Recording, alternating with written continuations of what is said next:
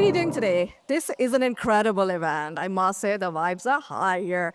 How are we today? Are we very hot? Are we comfortable? Show of hands, we're good? Amazing. Okay, great. So I'm here to talk about this new campaign that we've launched. Something that I think is very critical for us to talk about at a developer event is crypto is useless. Can I get a show of hands as to like how many of you have heard this from family, friends, whatever? How many people have heard crypto is useless? Okay, great. I have heard ever since I've been in crypto, everybody's told me, you work for Magic Bean money. Are you crazy? And I don't think crypto is useless. And I'm going to kind of talk about like why I and Seller Foundation doesn't think crypto is useless. So for most of us, I don't know. I don't know where you guys are coming from. How many of us Europe? Okay, we have good representation. America. How many from emerging markets? Oh, we have a few. So for those of us who grew up or have lived in emerging markets, traditional financial systems are not something that we can take for granted, right? It's not like, hey, go to the bank, put some dollars in it, or hey, I'm traveling to Thailand, I would love some dollars to kind of like travel. Those are things that at least I didn't personally grow up with. Like to get dollars, I had to pay a lot of money, right? But I'm still privileged in that segment, right? Having a bank account is a massive privilege in some places, right? Financial systems is a massive privilege in some places. And so what about those folks that don't have these rails that we take so for granted? Like go to the ATM, tap your card, you get money, right? What if you can't do that? And that's what we're talking about, right? For those folks, crypto is super, super critical. When I say this, I mean, I've been on the ground everywhere in the world. I see this with like real life examples. I'm going to talk a little bit more about that later in this presentation. Crypto is actually a lifeline. And so let's talk about some numbers. I'm a TradFi girl. I came from traditional finance. I'm also an accountant, so I like numbers. So let's talk about some numbers. 1.7 billion. That is 1.7 billion is the number of people that live in countries with super high inflation. Good example, I went to Kenya in February of this year. The dollar was at 160. I went to Kenya in September of this year, and I'm Kenyan, by the way, so I talk a lot about Kenya. The dollar was at 120. That's like 6 months, right? And that's not even the country that when you think about high inflation, that's not a country you think about when you think about high inflation. You think about countries like Nigeria that kind of lose like 20% value of your currency in like 4 weeks. You think about Argentina, Venezuela, etc., right? That's the number of people that live in countries with high inflation.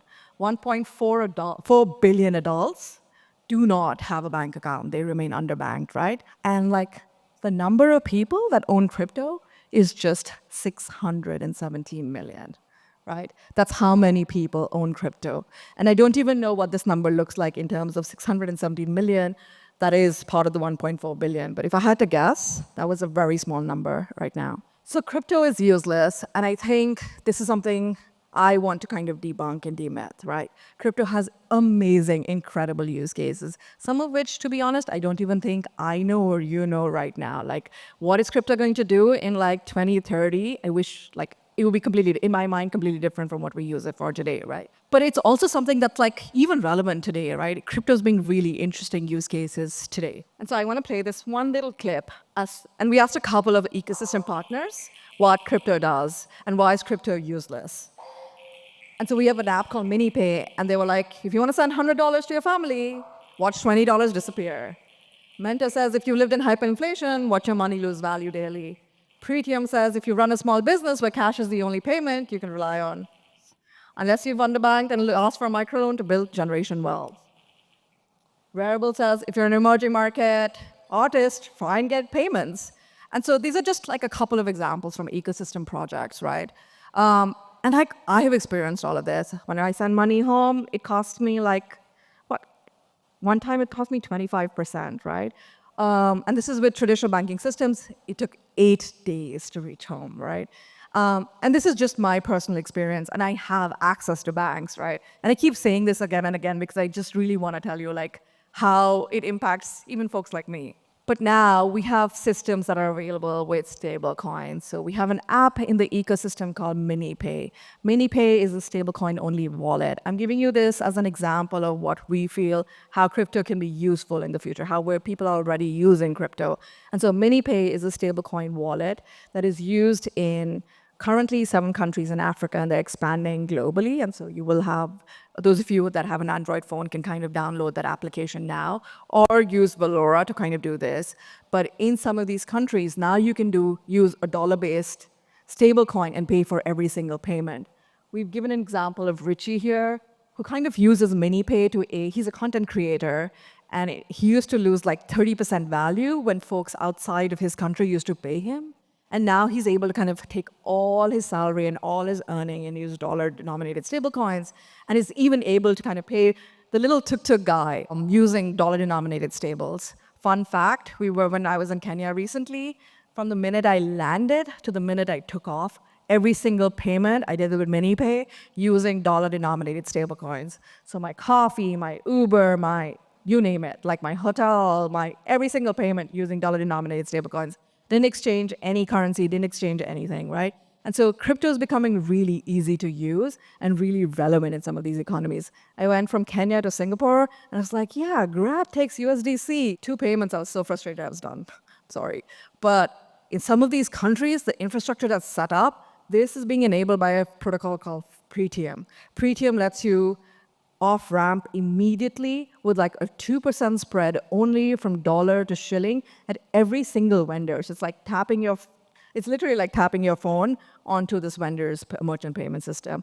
Or like they have mobile money in Kenya, and it's like you use Pretium, put the mobile money account number, and you pay shilling directly. You don't even think about it. It's like how you use like traditional financial systems. Let me give you a couple more examples of how we're using crypto right now. So I actually met Ahmed. He's amazing, by the way. Ahmed wanted to get some groceries, and he tells me he only uses dollar-denominated stablecoins now. And I think I haven't explained why dollar-denominated stablecoins are important, right? I talked to you about the fact that like inflation and currency devaluation takes away value, but all of these folks are now using dollar-denominated stablecoins to store their entire earnings for a specific period of time, right? And they're hedging against inflation, they're hedging against like currency devaluation. But what is really interesting now, and like we've done this before, right? Like this has been happening for a few years. They were using different products, right? The Binance is super relevant in some of these countries. But what Binance wasn't able to do, or so far, is they weren't able to let you like pay in your domestic countries for what you actually use your money for, right? And so Ahmed here literally took me to the store and it was like, Isha, let's get some Coke. And I was like, yeah, sure, let's do it.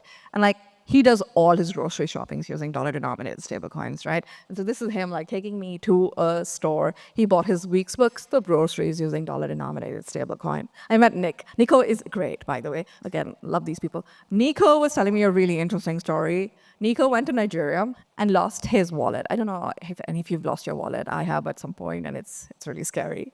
But Nico had his phone, and he had MiniPay on his phone. And so even though he was going from country A to country B and had completely lost his wallet, he was able to do, like I said, like when I say every single transaction, I wish you guys, some of you, if you get a chance, go to Africa. Like, it's so lovely to be able to use crypto to like pay for every single thing, right? And so why am I here? Why am I standing, and why do I work in Web3? I work in Web3 because I think like crypto is not useless. I think crypto is something that we can use not for just like, yeah, I mean, there's appreciation of value and we're in an excellent time right now, but I'm here because of all of this, right? I come from here.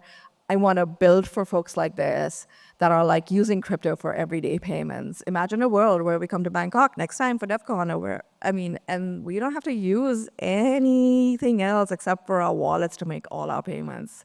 Imagine the collective ease it'll be for like everybody in this specific room. Yeah. So as something that I think we could all do is with this campaign, we're trying to say, well, we need more people to say, well, crypto's not useless. There is this small little NFT, and we are going to take the proceeds from this small little NFT, it's really cheap, to help you guys, to show the world that, crypto's not useless. We're all builders, we're all building in this community. And then use it for like climate action, and make sure that like there's real world impact with what we're all building towards. Yeah, that's all I had. Thank you very much.